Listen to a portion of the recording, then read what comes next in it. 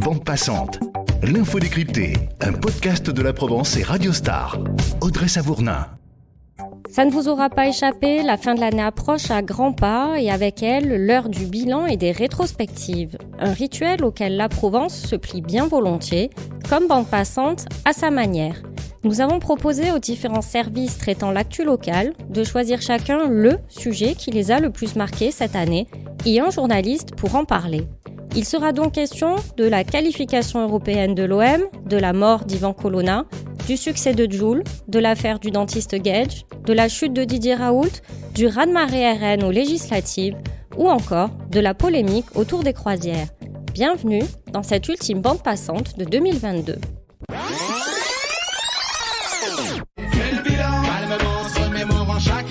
On commence avec Alexandre Jacquin, chef adjoint du service des sports et suiveur de l'OM.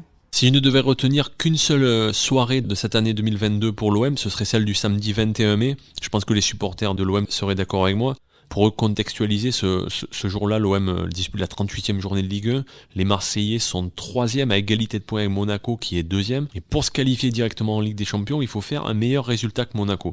Ce qui apparaît comme compliqué. L'OM reçoit Strasbourg ce soir-là, Monaco se déplace à Lens, l'OM n'est pas maître de son destin et il faut compter sur la bonne mer, sur la bonne étoile pour que ça se passe bien. Et le scénario est complètement fou, c'est-à-dire que l'OM doit gagner avec 5 buts d'écart ou espérer que Monaco ne batte pas Lens. Et petit à petit, les supporters se mettent à y croire. Il y a un premier but de Gerson, 32e minute. Le scénario se passe bien pour les Olympiens parce qu'au départ, Lens mène contre Monaco.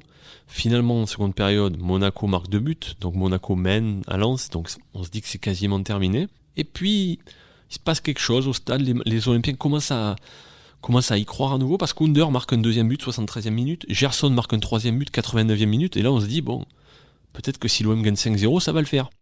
Les Olympiens poussent. Bakambu marque un quatrième but à la 90e plus 3 dans le temps additionnel. Et là, bon, on se dit, c'est pas possible, le miracle va pas avoir lieu. Et à ce moment-là, une clameur extraordinaire qui s'élève dans le stade. C'est Ganago, Ignatius Ganago, que les Marseillais n'oublieront jamais, qui égalise pour Lens contre Monaco à Bollaert. Et donc ce but-là permet à l'OM de se qualifier directement en Ligue des Champions. Et on n'avait pas connu une telle ambiance au stade depuis OM Leipzig en 2018. C'était vraiment... Mario Albano l'a écrit, je relisais tout à l'heure, Mario Albano a parlé de vague orgasmique quand Lens qui était mené de 1 égalise. Et c'est vrai, c'était un peu ça au stade. Il y a eu une communion totale pendant j'exagère un petit peu, mais entre 3 quarts d'heure et 1 heure, les joueurs sont restés sur le terrain. Franck McCourt est descendu sur la pelouse. Il y a eu un tour d'honneur. Et on ne savait pas à ce moment-là que ça allait être...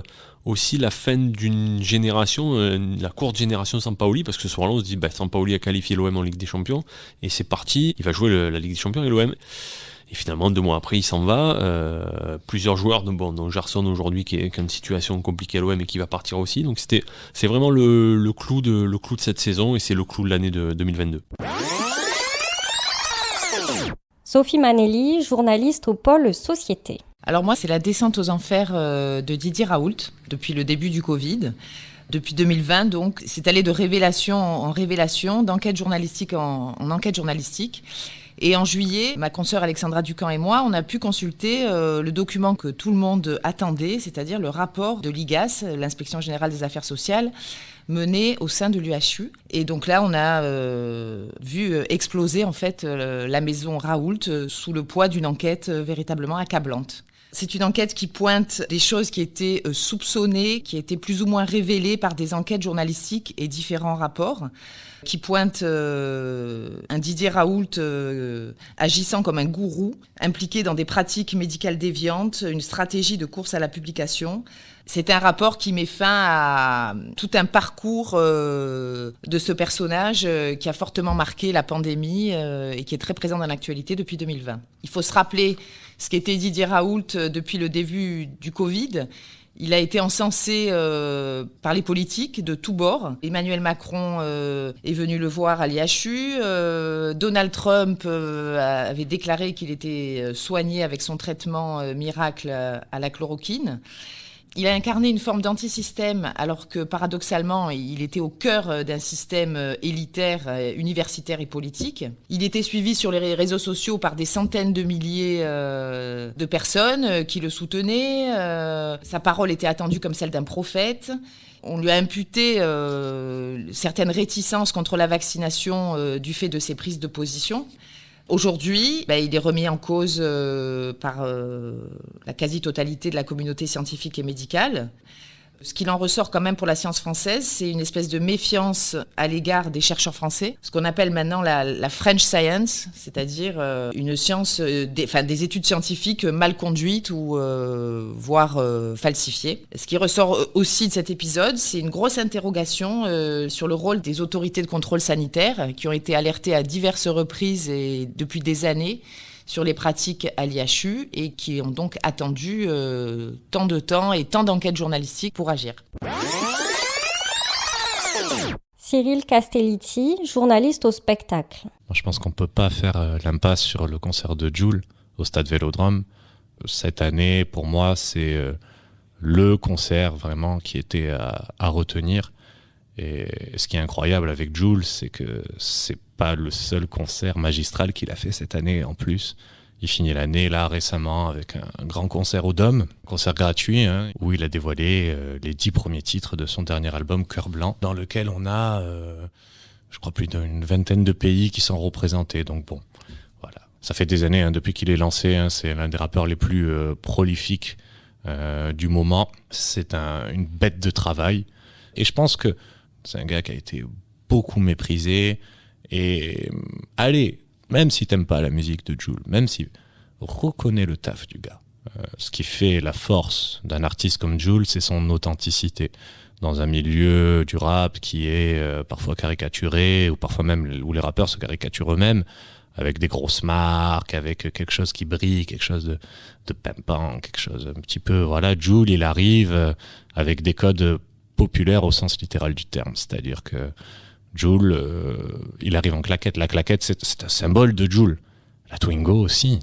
Quand il arrive sur scène ou quand il arrive en tournée avec une Twingo, voilà, Jul, c'est quelqu'un d'authentique.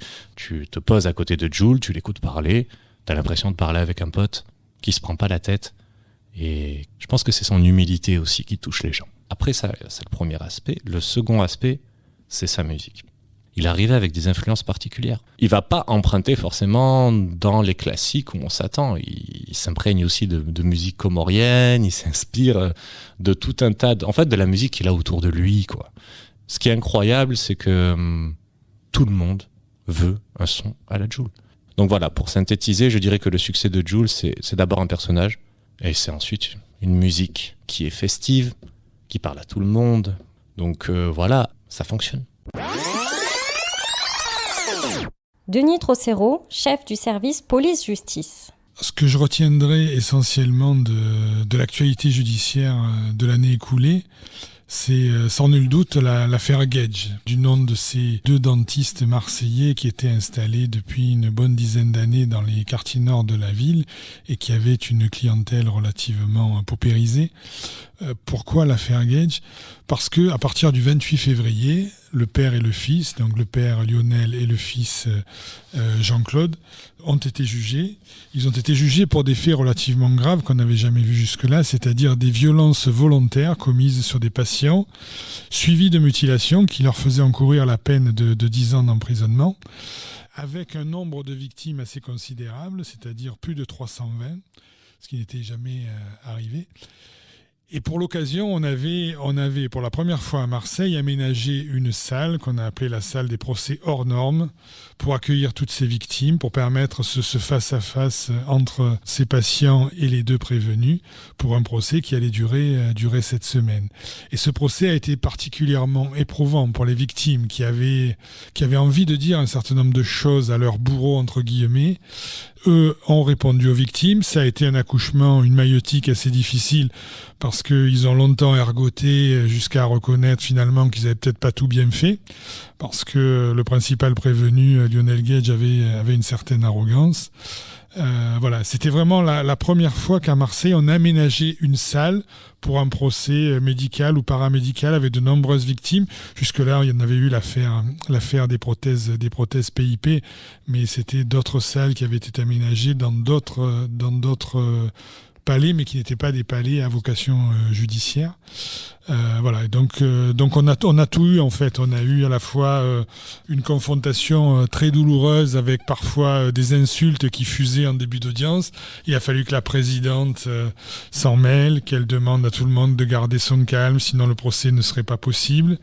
Elle a appelé à la sérénité et au fil des jours et des audiences,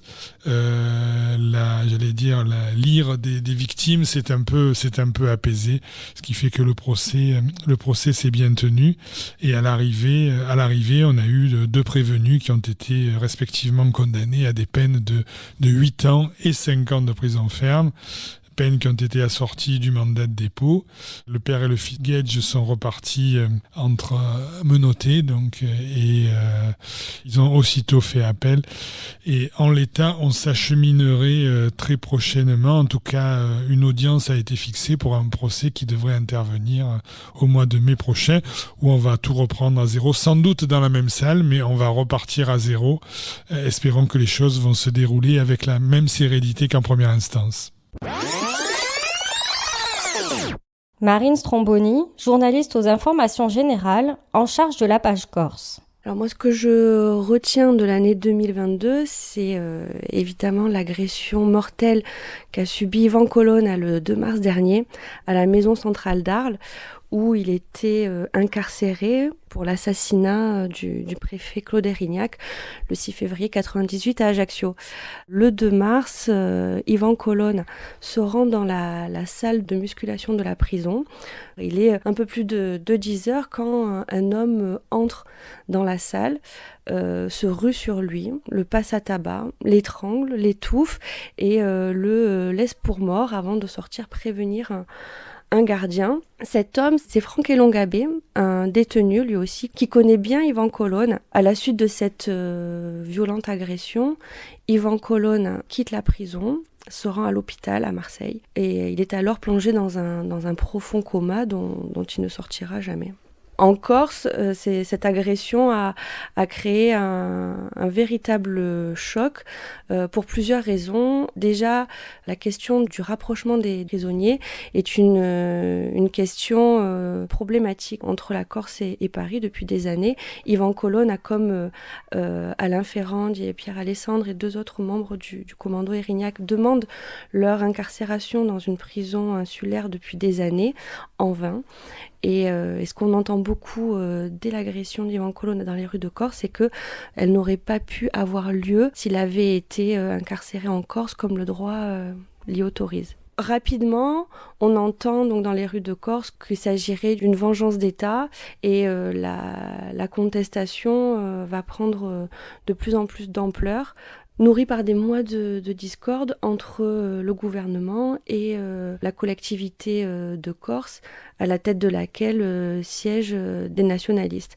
Donc l'agression d'Yvan Colonna a été le catalyseur de toute cette colère qui était déjà latente depuis plusieurs mois et qui montait crescendo ces dernières semaines. Le soir même de l'agression, des rassemblements ont lieu en soutien à Yvan Colonna, donc plongé dans le coma et hospitalisé à Marseille.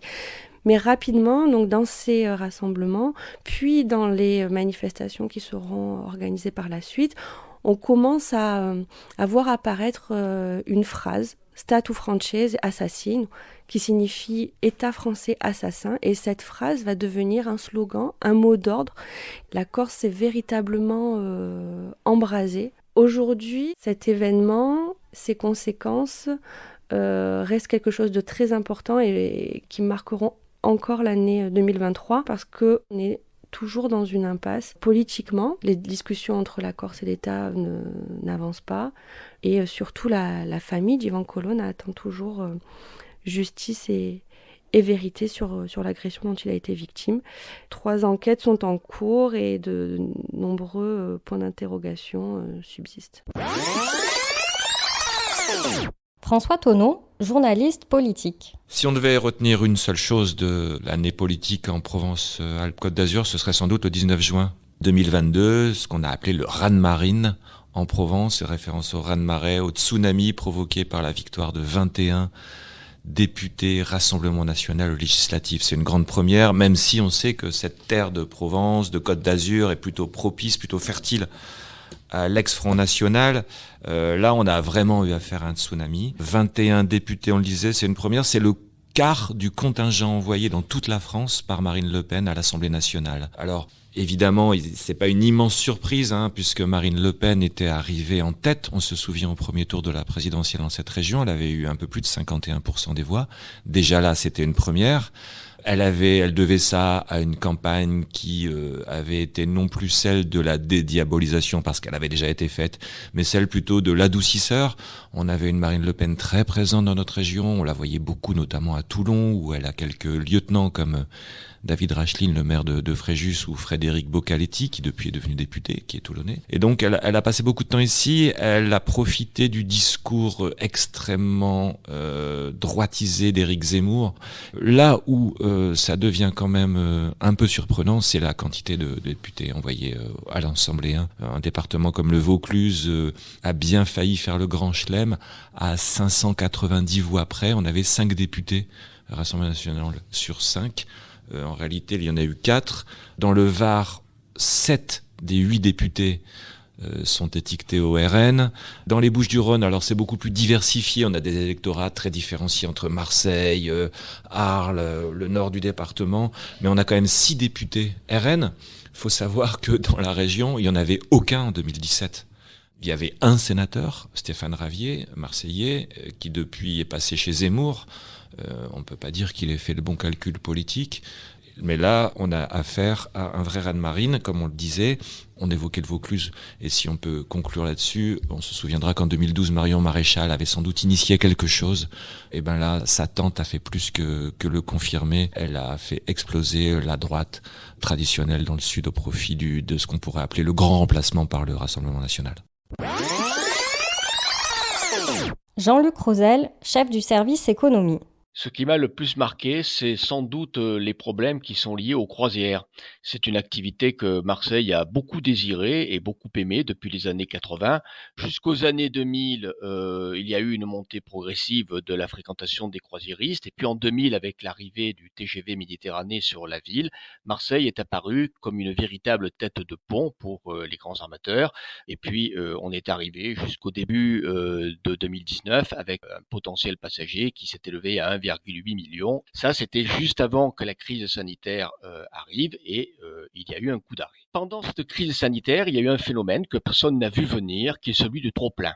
Alors, il existait déjà avant, mais en raison de cette passion pour les croisières que Marseille nourrissait, cela ne s'était pas trop vu. Et pourtant, c'est bien avant la crise sanitaire qu'un collectif est né, c'est celui Stop Croisière, et il a été en quelque sorte le fer de lance de la dénonciation d'un agacement, à la fois d'un envahissement, mais surtout des difficultés que Marseille avait avec la pollution, ces fameux rejets que les cheminées des bateaux propulsent dans l'air et qui retombaient sur les habitants riverains. Donc, pionnier de la contestation, Stop Croisière s'est mobilisé, est allé jusqu'à bloquer au plus fort des navires, le Wonder of the Seas, qui était le plus gros paquebot du monde avec près de 7000 passagers. Et puis, il y a eu cet épisode d'une pétition qui a été lancée par la ville et qui a recueilli plus de 53 400 signatures. Tout ça a été matérialisé par une affiche qui a fait grand bruit à Marseille, ou plutôt un tract, qui était ce bateau au large de la corniche qui crachait des volutes de fumée noire.